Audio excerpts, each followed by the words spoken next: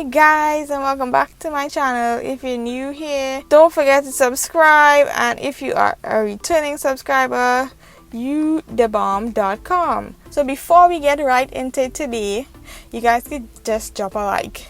You drop it yet? Alright, cool. Let me get into it now. Today is the first episode, and most likely the last, of I like you and I want you. Now we can do this the easy way or we can do it the hard way. The choice is yours. I saw this image on Pinterest and I was like, I like you and I want you, and I got to have it. And then I decided to make it. Okay, I see you choosing the hard way. This was all the satin that I had. This one piece of pink satin. So I guess it's gonna be pink, and it's like absolutely not enough cloth, but we're gonna make it work. So after I cut out all that I needed, skip, and of course I had to fill the bobbin first because I didn't have any pink thread just laying around. So after I did that, it was time to stitch the material. Then I stitched the material together. This is the top part, and it was pretty easy to complete the top part, and then the hardest part was to iron it. So after I did all my stitching to make sure that the top was looking smooth, I had to iron the seams down.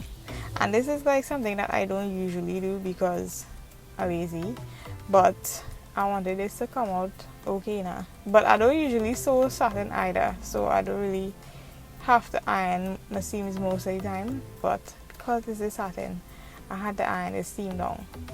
So much effort. And after I finished ironing, this is what the top looked like. So then it was time to hem the skirt part, because that's the easiest thing to do before I actually fit it on my body. Doing a roll hem is kind of tedious, and you have to ensure that you get all the little frayed ends in. Especially with sewing satin, you need to make sure that all the frayed ends not sticking out. So sometimes you have to have a little fight with the cloth before you sew it on, but it's all good. Then again we head to the iron, and we iron this hem down. Of course it had corners and stuff on this piece of cloth that we sewed around, so it did take a while to iron down and get it to stay flat. And after we finished ironing, it was time to see how everything was coming together. So we pinned the skirt on the mannequin. Or say hello to Patricia. Thanks Sam for letting me know. Patricia, I don't know if you ever get her back, she's mine now. Anyways, so it was time to sew these straps. And to make straps, first you have to sew the cloth on the bias, and bias is like just a diagonal cut on the cloth. And when you finish sewing that down, you have to flip it over. So you cut, and I have this wonderful tool that I got in America, in Mood, and I was so excited to go to that store. That's a whole other story.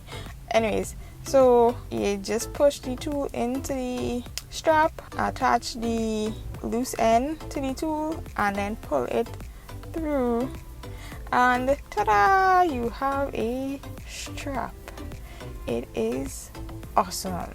Then it was time to iron again. Oh my gosh, I hate ironing so much, but it had so much ironing in this one project because it's satin. If it was like Kiana or some other stretchy cloth, it would not have all this drama, Anyways, so I was ironing the straps to make them look less wild, and then it was time to attach them to the top. So while attaching them to the top, I had to insert it into the top and pin it where I wanted it to be, and then stitch it down and then turn it over. And once I got the strap inside, I was able to stitch it down and turn over the top bit. So after I turned over everything to the right side, it was time to attach the top bits together because it was two separate parts. And once these straps was attached, it was time to put everything together. So I put the two top parts together with another piece of cloth that would make another strap, not a thin strap this time, a thicker strap to make, like, I don't know, the back of the dress. And then it was time to sew that down and just give it a little hem, because again it was like the least amount of cloth that I had, so I was trying to make it work.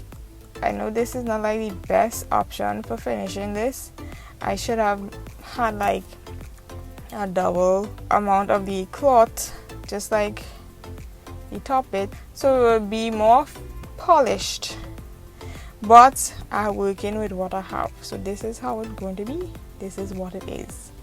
After I attached that strap, it was time to do the skate part, but I don't have any footage of that because I did it in a hurry and it is what it is. So the next step was to make the butterflies, because I don't have any butterflies, so I printed out some on some regular paper and I used this spray starch to spray them and make them stiff. I thought that by spraying them it would be easier to position when I put them on the dress. Like, I didn't want them to just look like they were flat. I wanted them to have some kind of 3D feel. So I thought the spray starch would have helped, and this took a while to spray all these butterflies and iron them. Another thing that I found from ironing them and spraying them with the spray starch is that the color soaked through the page. So if it was like just a regular butterfly that was not sprayed, the back side was white with the paper. It was just regular paper on the back side, but because I sprayed it, the color soaked through, so the color was on the both sides, and that was super cool. And I did get some help from Joel, my babe, and his mom to cut all these butterflies, because Current went that day and they had nothing to do. So thanks for Current going and thanks for your help, guys. You're the best. So after I cut out all these butterflies, look at them flying through the sky. Woo! Butterfly party. Wee! It was time to attach them to my headpiece. So I crocheted this little square bit just to make like a shape, just to have a base to hold the butterflies, because I wasn't like gonna pin these butterflies in my hair. 100,000 butterflies, that would have taken forever. So I just crocheted a pink square and I stuck the butterflies on there with some glue, and then I had the headpiece. And after that, it was time to get dressed, and this is the final look. Ta-da! And now you can enjoy my beauty.